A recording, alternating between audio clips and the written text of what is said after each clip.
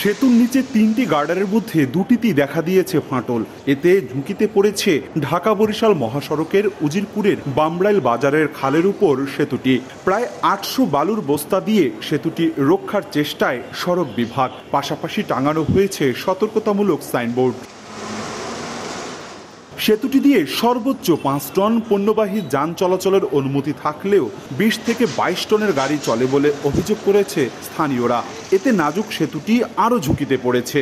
ব্রিজটা কয়েক জায়গায় ফাটল ধরছে, বহুদিন যাবৎ এই ব্রিজের কোনো কাজ হইতেছে না। ভয় লাগার কথা, বুঝলেন, বাচ্চা কাচ্চা নিয়ে চলাচল করতে সমস্যা।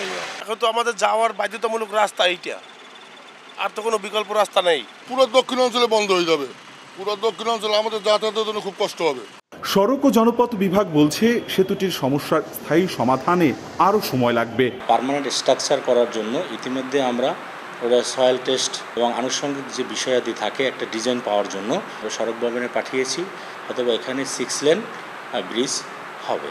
৬৫ বছরের পুরানো ৮০ ফুট লম্বা ৪০ ফুট চওড়া সেতুটি দ্রুত সংস্কার না হলে যে কোনো সময়ই ঢাকার সঙ্গে বিচ্ছিন্ন হয়ে যেতে পারে বরিশাল বিভাগের ৪ জেলার সড়ক যোগাযোগ। অপূর্ব অপু, সময় সংবাদ, বরিশাল।